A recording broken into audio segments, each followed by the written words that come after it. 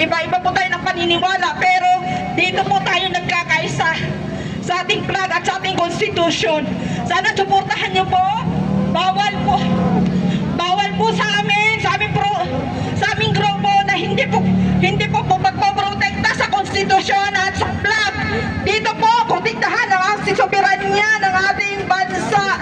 Kung may nagkakasala pong Pilipino, dapat dito po litisin sa Pilipinas at hindi po lilitisin sa kabilang banyagang bansa. Dahil tayo po ay mga Pilipino. Walang sino pang Pilipino ang pwedeng dalhin sa ibang bansa. Kung nagkakasala ng Pilipino, ay dapat litisin siya sa sariling bansa natin dahil ang ating hustisya, justice system, ang ating Supreme Court, lahat ay gumagana po. Lalong-lalo na po sa Pilipinas, gumagana po ang lahat. Pag nagkakasala dito po dapat litisin.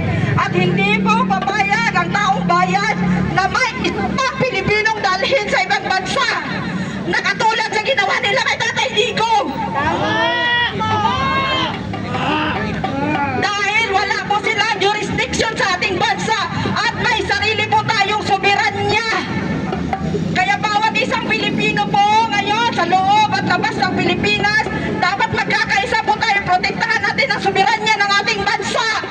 Nagpapakamatay po ang ating mga bayani para sa ating bansa.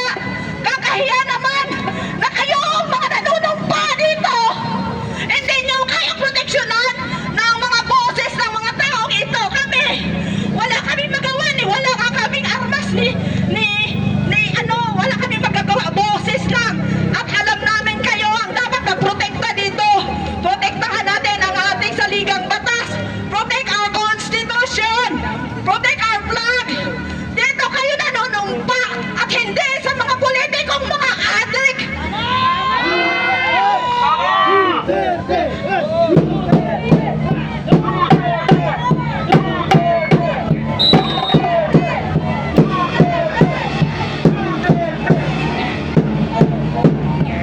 Kaya po pakiusap po sa ating mga kapulisan, mga kapulisan, kung meron man pong magsisigaw dito sa galit, hayaan nyo lang po sila maglumpasay sa galit.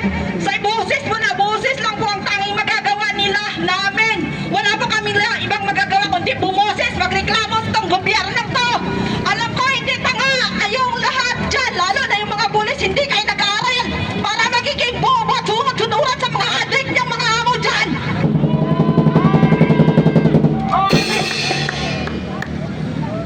Alam namin na alam nyo kung anong pinaglalaban namin dito. Kaya marami pong salamat sa inyo dyan mga kapulisan. Saludo po kami sa inyo, sir.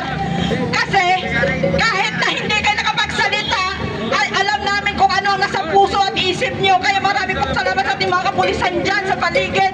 Lalo na po sa ating mga kababayan na patuloy na nagboses dito. Nanawagan po kami sa ating presidente, Bongbong Marcos. Maawa ka sa Pilipinas. Ginulong mo masyado ang Pilipinas. Ngayon, Mag-resign ka hindi na. lang Luzon ang magulo. Ngayon nasa Mindanao na. Anong ginawa mo doon sa Mindanao ngayon? Nagkagulo na ang ating mga bangsamoro, ang barn. Oh, marami kaming alam pero hindi mo na kami magsasalita dahil kakasuhan ninyo. Lahat ng mga nagsasalita, kasuhan ninyo, inciting sedition at kung ano-ano yung kakaso nyo. Maawa naman kayo sa bayan ng Pilipinas na to. Ngayon, mga oligarko, parang awa nyo na. Maawa kayo sa Pilipinas. Huwag niyong tanggalin ang soberanya ng Pilipinas. Tulungan nyo ang mamamayang Pilipino. No to Sara, no to Bibi Sara impeachment. Maawa kayo. Nananakit ng lalamunan namin kakasigaw. Huwag i-impeach ang tunay na nagmamahal sa bansang ito. Si Tatay Digong at ang kanyang anak na si Sara Duterte, Bibi Sara Duterte, ikaw ang pag-asa namin. Kaya maawa ka, wag po kayo. Huwag kayong sumurinde. Andito po kami sa inyo. Sobrang masamang loob namin na masamang loob namin dahil sa ginaganyan kanila. Tulungan